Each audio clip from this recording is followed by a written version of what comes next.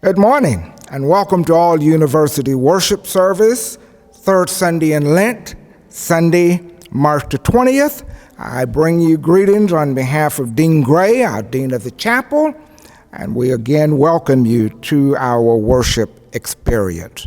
This morning we have two distinguished guests from the Alpha Phi Alpha Fraternity in observation of Greek Week. We have Mr. Joshua Guillory and Mr. Diallo Patterson. They'll both share in the responsive reading, and Mr. Patterson will lead us in prayer. This is the day that the Lord has made. Let us rejoice and be exceedingly glad in it. I was glad when they said unto me, let us go into the house of the Lord. Amen.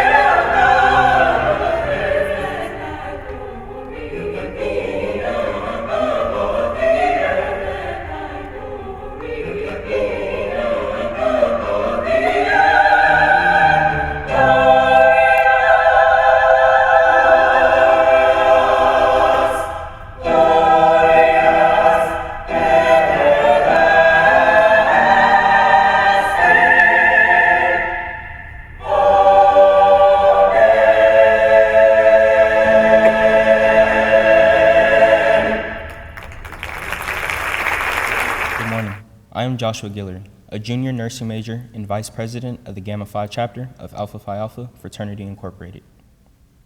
Greetings, my name is Diallo Patterson. I'm a senior food science and chemistry dual major from Atlanta, Georgia. Teach me, O Lord, the way of your statutes, and I will observe it to the end. Give me understanding that I may keep your law and observe it with my whole heart. Teach me to do your will, for you are my God. Let your good spirit lead me on a level path. Our steps are made firm by the Lord when he delights in our way. Though we stumble, we shall not fall headlong, for the Lord holds us by the hand. What does the Lord require of you but to do justice and to love kindness and to walk humbly with your God? There is a way that seems right to a person, but its end is the way to death. Trust in the Lord with your whole heart, and do not rely on your own insight. In all your ways acknowledge him, and he will make straight your paths. For surely I know the plans I have for you, says the Lord, plans for your welfare, not for your harm, to give you a future with hope. Let us pray. May everyone please bow their heads.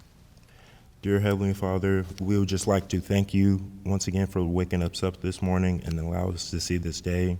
We pray for continuous prosperous days here for Mother Tuskegee, and we pray that our students continue to show everyone, what it truly means to be a part of the pride of the Swift-Growing South. Thank you once again for all that you do and all that you continue to do. In your Son, Jesus' name, amen. This morning, I want to invite your attention to the Gospel of Matthew, the 5th chapter, verses 13 through 16. And there you will find these words.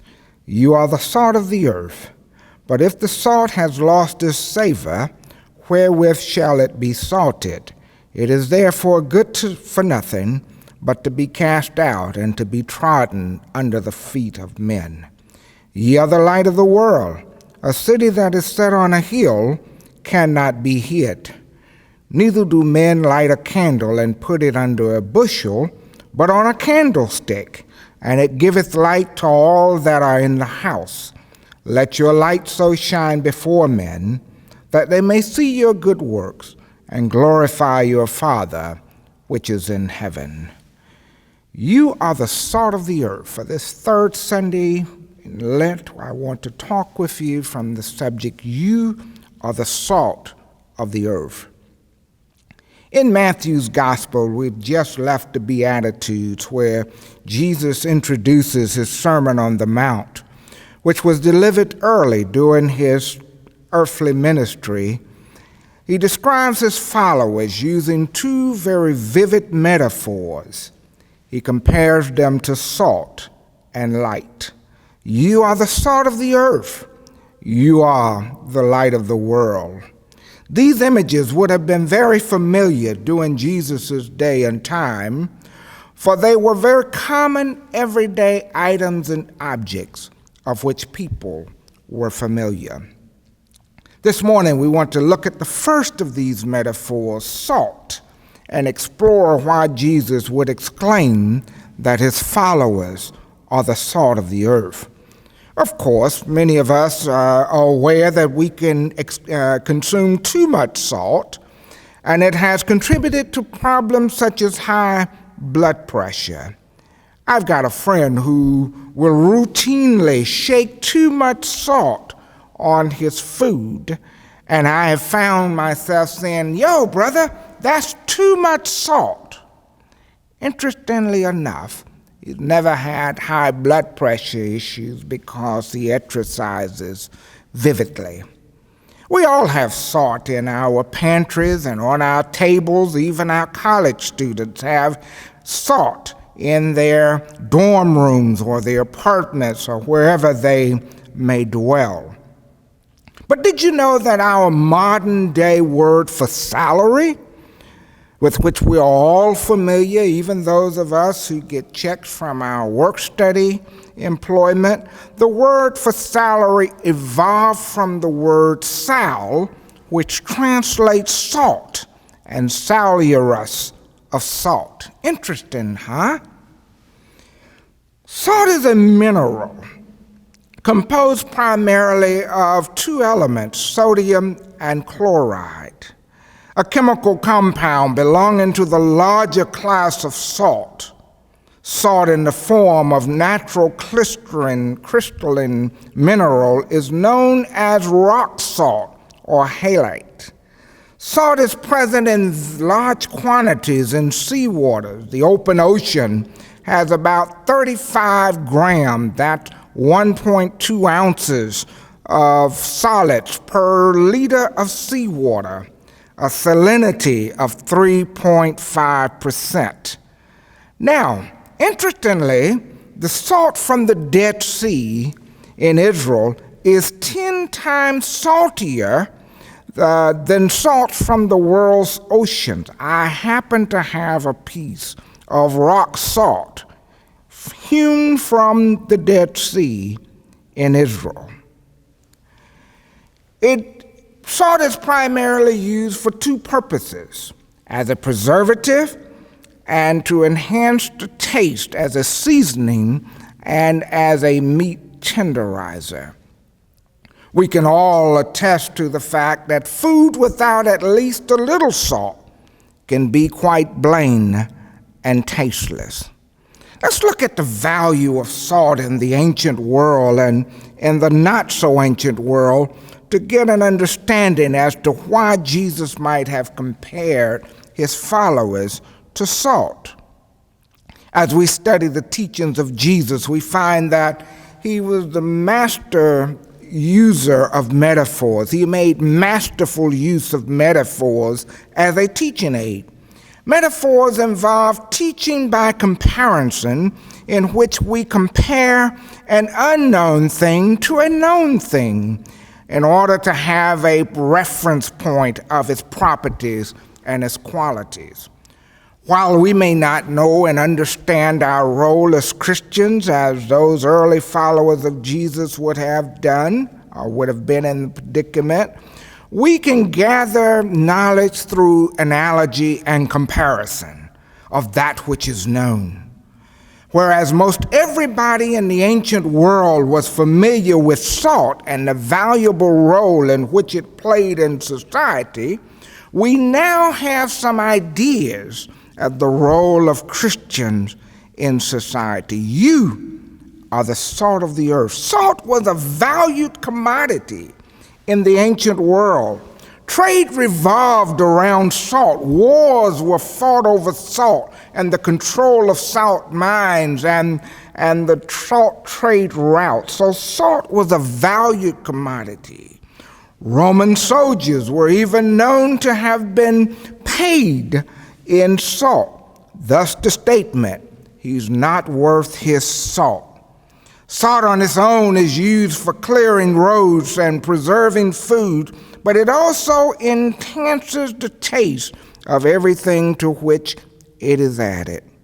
Hence, life itself depends upon salt. And the people in the early civilizations went through great lengths to acquire it. It was, and it still is, used to preserve and season food, and is important in medicine as well as religious ceremonies, all of which have made it a valued trade item.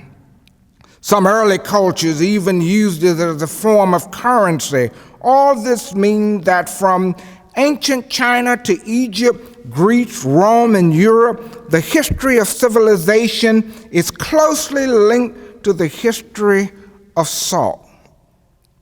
Salt is of such vital importance that one author states in his book entitled Salt, A World History, he says it has a wealth of information on the usage of salt throughout the ages, what makes good salt, trade route, the historical monetary value of salt, the role salt played in wars, and so on. Did you know that the oldest salt mines are found near modern-day Poland?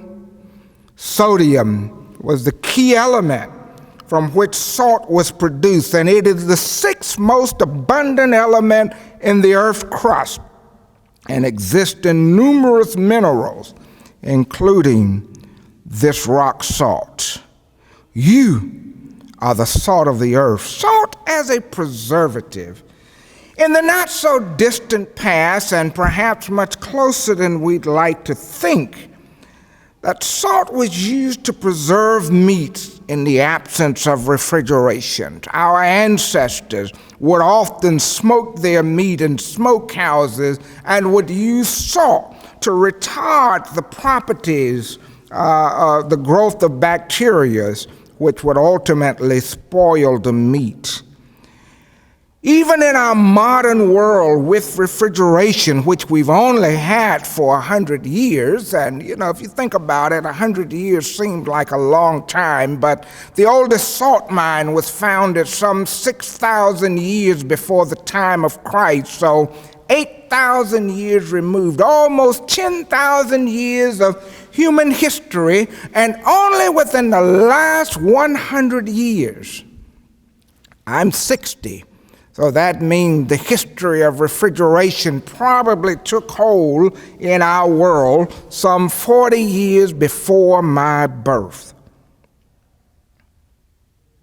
Salt as a preserver.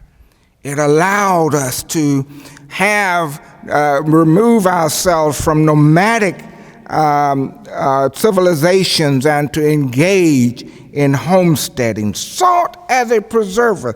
Salt as a taste enhancer. It acts as both the seasoning and a spice and a meat tenderizer.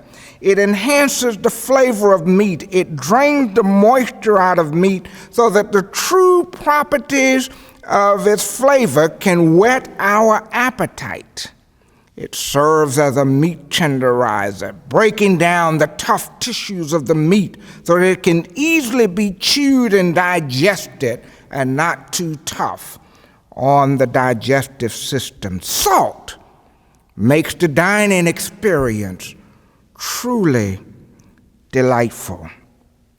Salt can also be used as an agitator. As for an example, if you've ever poured salt into a wound, you know the pain that perhaps causes. Sometimes in life, things have to get worse before they get better. I'm convinced this morning that the situation in Ukraine will ultimately get worse before it gets better. It is a long-term situation. It will take generations and generations for the lives that have been upended to gain what they had, if in fact they recover at all. Here was a situation in which Putin pulled the scab off of an old wound and ripped the freedom and independence away from a country which only recently broke away from the Soviet Union, and like pouring salt into that old wound stirs up fears of unwanted Russian domination. You are indeed the salt of the earth. I think what Jesus was pointing us to, or the direction in which he was pointing, he reminds us of our moral influence, that it is valuable and we ought to use it wisely. Life is a funny thing. Everything has a time and a season, and once that time and season has passed, I don't care how hard you push and how hard you try, your efforts are fruitless. We have this sacred treasure in earthen vessels, and we expend it on useless matters. We have made our mark and our impression, so as to speak. Don't you know that one's first impression is one's last impression? For oftentimes, seldomly, do we get another chance, a second chance to make an impression. The author Steve Covey, in the book of Seven Habits of Highly Successful People, once said that we deplete our emotional bank account with people, then our period of influence is over. They turn us off. They stop listening to us. They write us off. We have like a bank account with our relationship with people. We make deposits and withdrawals. We make deposits by doing good things and positive things and showing acts of kindness and compassion. We make withdrawals when we do negative things like lose our cool, forget to follow through on a promise, fail to apologize for an offensive act, etc. When we deplete our emotional bank accounts, people will write us off. So we must approach life with respect and awareness as to the signals we give off, how we come across, how we present ourselves, for we are forever making deposits and withdrawals from our emotional bank accounts with folks. Sometimes you ought to do good for folks just for the sake of doing good. Sometimes you ought to show kindness to folks just for the sake of showing kindness. Do good in order to do more good. The more you give, the more the Lord gives to you. Just keep on giving. We must protect our influence and our reputation, for that is all we have. Even in this digital age, when it comes to personal relationship, our word is still our bond. We must let our yeas be yeas and our nays be nays. For once salt had lost its saltiness, then what good is it? It becomes useless, so that we would say he is not even worth his salt, or take that with a grain of salt. I think Jesus wanted us to know that Christians are pregnant with potentialities to make a difference in the world. We draw from this metaphor that followers of Jesus have something of value with which to add value to the human experience. We have harbored within us heavenly treasures and wisdom entrusted to weak, frail, and earthen vessels. We have perhaps a spark of the divine within each of us, which if we share it with others would become contagious. I like to be around people that have contagious personalities. The people of God are therefore pregnant with potentials. I'm going to call these potential moral influences, which can make a difference in the world in which we live. I'm thinking of the dying thief on the cross who looked for the signs and wonders of Jesus to prove who he say he was. He is who he say he was. Well, the world wants to see that we, the followers of Christ, not only by our testimony, but by our action. The song that goes, and they know we are Christian by our love, by our love, by our love. Yes, they'll know that we are Christian by our love.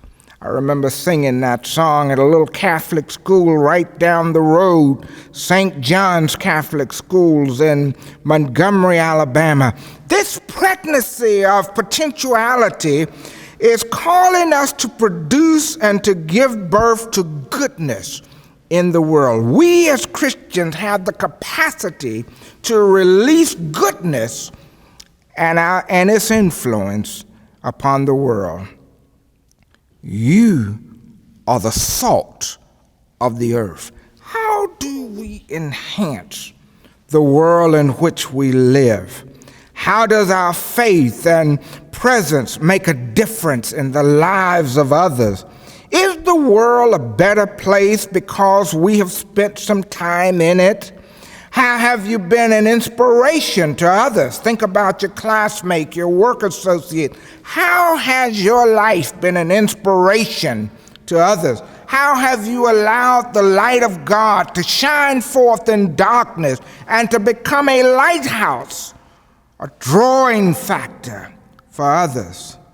The ultimate question that we all ask, in 100 years from now, will it matter that we've ever lived? You, my friend, are the salt of the earth. Let us pray. Eternal God, we thank you for this day. Thank you for the words of Jesus. Thank you for his challenges to us to live a moral life. Help us, O God, to live a life worthy of the resurrection, death, burial, and resurrection of your Son, Jesus Christ. Help us, O God, to make an impact and a positive influence and to leave positive footprints on this earth. In your name we pray. Amen. God, we thank you for what we've seen, what we've heard, and what we've experienced. Lord, we ask your blessings upon us as we prepare to leave and go our separate ways. We ask, O God, that you'll bind our hearts in your love until we meet again. Help us to be more like Jesus. Help us to use our moral influence for those things which are positive, those things which glorify you, those things which lift up your name on high. Lord, we ask these and all other blessings in your name we pray. Amen.